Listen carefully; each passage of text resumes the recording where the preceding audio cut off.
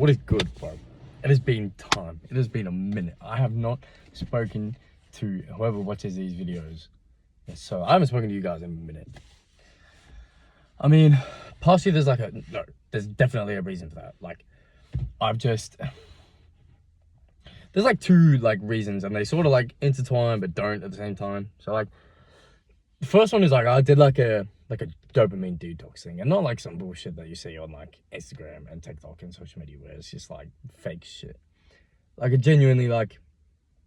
I cut out all social media, deleted YouTube, deleted Instagram, deleted TikTok, Snapchat, all of that. I started focusing I pretty much just put myself on focus mode, but for like good reason. You know, I just had a lot of shit. Oh, some good, some bad, but just life just got a lot. Life just got real hectic. Like, a lot of things were happening with basketball in a good way, like a really good way. A lot of things were happening with like family members and stuff that weren't as good, but you know, we manage, we live, things happen, life happens. But I kind of just had to be on focus mode for a minute, you know, so I just cut out all distractions, which was good and all, it was great, but I sort of like, I don't know, I became numb. Like, I became too focused, if that makes sense. I became so like procedure oriented. I became so like, oh, there was a formula to everything that I did. Like, there was no like, I don't know, there was no like emotion to anything. Like, there was no sadness, but there was no like enjoyment. There was no fulfillment. I was kind of just like going through the necessary motions, and like, well, I was doing well. Like, I can't complain, but it was just like I lost touch a little bit. Like, I lost like, I don't know, I just lost like a spark. I lost my relationship with God or whatever. That is a whole thing, bro. So like, my relationship with God has just been, I don't know, like, not there. Like, because of this whole mindset of everything's a formula, it was like everything's down to me. Everything that I go through is my decision and my choice. And I kind of like took God out of it, and I was like, well, everything's coincidence. We're just here by chance. We're this, that, and the other. And I don't know, sort of like a coping mechanism. I put everything onto myself. I was like, everything that happens to me is down to me, because I believe in myself a lot, and I know like what I'm capable of. And so putting myself as my coping mechanism like helped a lot, if that makes sense. Like, it got me through like that intense period. But like I said, it left behind like this mindset that I was stuck in, and I noticed like I started falling into like that personality of the guys that I work with, like that 9-to-5 personality. Like, put your head down, work, don't complain, don't look after yourself. Well, I mean, I looked after myself, but I could see myself slipping, like starting to not care and just focusing on like materialistic shit. But I went to Barcelona. Oh my God, I went to fucking Barcelona, bro, and I'm so glad that I did. It changed my life. Like, again, like, it seems like it didn't need to. I don't know how to explain it, bro, but like, it changed my outlook. It reawakened my enjoyment of life. It reawakened my humanness, my genuineness, my spirituality, my relationship with God, my relationship with myself, but the part of myself that cares about me and what I want. You know, like, recently I've just been focusing on like intangible shit, not intangible shit, but like status based things. Like, I've been focusing on making sure I got enough money, saving money, focusing on like playing good basketball, calorie counting, being there for my family, doing all that sort of shit, which internally is just like, it's not bad things. But I lost my creative spark, and I lost my freedom. I lost my ability to be free in everything that I do, and not my genuineness. I didn't lose like who I really am, but I lost my ability to sort of just be, if that makes sense. And then going to Barcelona, like, doing the things that I did, being with the people I've met, experiencing the things that I experienced, like just seeing how they live, how everybody's happy, everybody's healthy, being a part of that, changed something in me, bro. Like, it reawakened my spiritualness. And I spoke to Sebit, bro. Sebit is my guy. I love Sebit. I'm gonna tag him in this video, and he's my guy, and he posts like mental health shit, like fitness stuff, and I fuck with him so much. He's my boy, bro. And I relate to him so much because me and him have like, we share this like, we've been through shit. Like we know life, and we know like the good and the bad, but we're on the other side of it. We're on like we have that appreciation for life still, which is really hard to come by. And so we can relate on that level. And I hadn't spoken to him in a minute, and so I'm so glad that I spoke to him, because he comes from like Christian background, and his family, like he's been taught like believing in God his whole life. And just speaking to him, he didn't necessarily put anything onto me. He didn't say like, oh, it's God's work, or it's this or that and the other. He didn't like tell me like about God. But just speaking to him made me realize like, my relationship with God is like left the chat for a bit. Like, it's just like I've been speaking to God because I felt like he wasn't there, or it wasn't there, whatever, bro.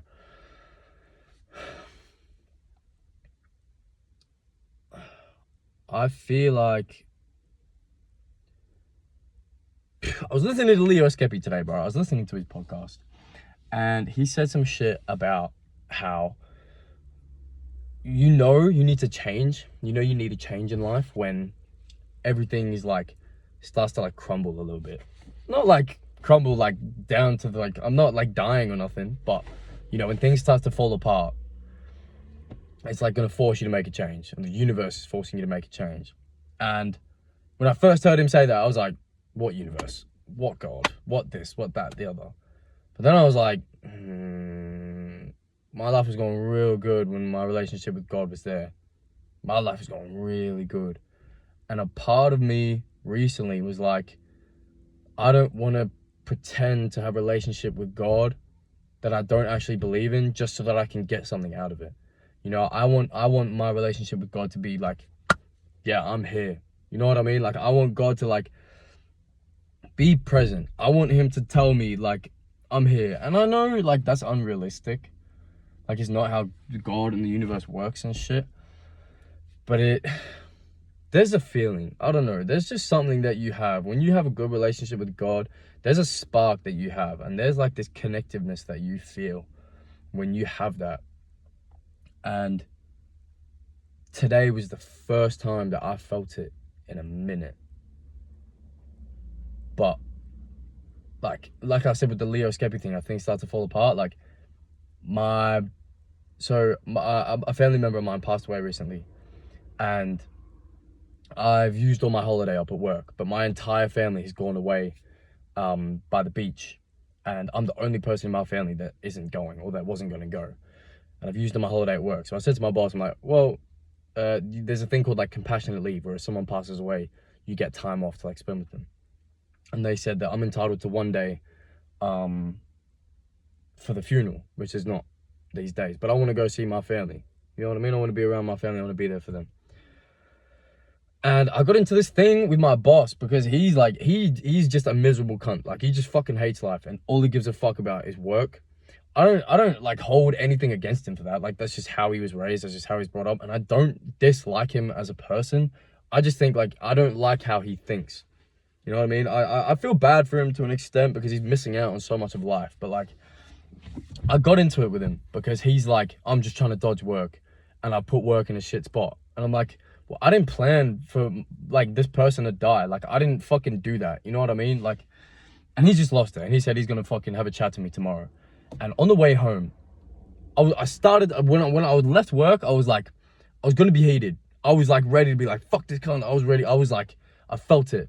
But then I was like, no, I'm not letting this motherfucker fuck with my energy. I'm not letting him change nothing about how I feel. And like, with what Leo Skeppy was saying, how things fall apart right before a good change is coming, I'm kind of like I'm very prepared to lose my job tomorrow. If I lose my job tomorrow, I'm like, it would be bad because I've used a certain amount of holiday, I would have to pay work back. Plus, when I went to Barcelona, I spent a lot of money, so I don't have much savings left, which is like not good. And obviously I need work and shit like that. But my creative and my drive to want to do this and TikTok and create music has kicked up again because I found my spark back with God. You know what I mean? And I don't have a job. I have time to pursue that to the fullest. And that's where I need my focus to be right now. I feel like I had this feeling today of just like when I heard that my family member passed away, as hard as it was like, it's done. You know, like we're on the other side. Like she's not in pain anymore. You know, she doesn't have to go through any of that shit. Like my family doesn't have to go through that grieving. Obviously, we known about her being sick for a while, so like the grieving has not been done. Obviously, there's a lot of grieving to still do, but we've been prepared. And now that we're on the other side of it, it's kind of like, okay, like the hard part is over, well, for me anyway. And now I have no excuse to not be focusing on what I feel on the inside. The only thing that's in the way of that is my work. And that's what's bugging me, because I'm like, with Leo saying all the shit about things falling apart, obviously, my family member passed away. I spent all my savings. Now if I lose my job, that's like, okay, shit's falling apart. Some gotta change. Because the last month, I ain't done any creative shit. I ain't done nothing. I ain't made music. But weirdly enough, the music that I wrote some shit last night. I got back from my holiday. I took the day off yesterday because I was tired as. And I wrote some shit last night. And bro, it is the best shit I've ever written in my life. And I've had no practice. I've had no inclination to write or do anything like that. And it's the best shit I've ever written.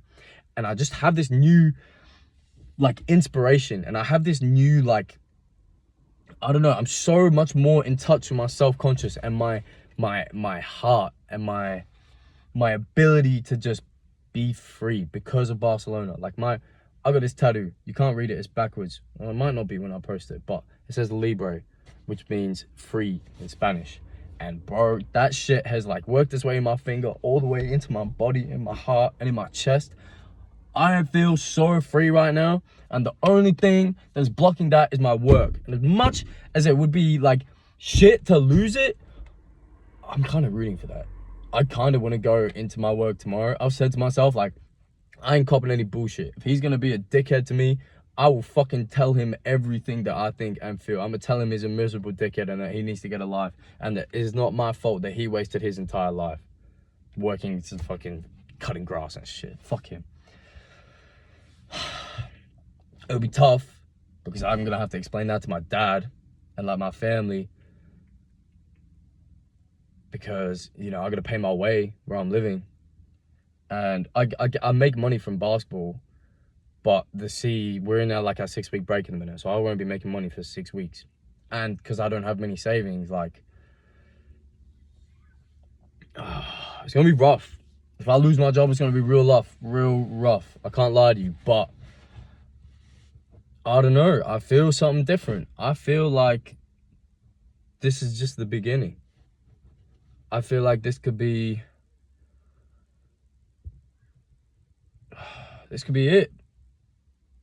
This could be where it all begins. This could be where fucking it all takes off, bro. Like, it's different. I feel so in line. And this is what I felt before my focus period. I got to my focus period and I was like, this is exactly how I felt. I felt so ready to do, but it was different. It was like it's like the universe knew that, like, nah, he needs something else. Like there's just a little bit missing. And so I went through my focus period and it turned me upside down a little bit. But then I went to Barcelona and it felt like every day I was checking off something that was like, or the God was putting me through something that was like, okay, he can do this.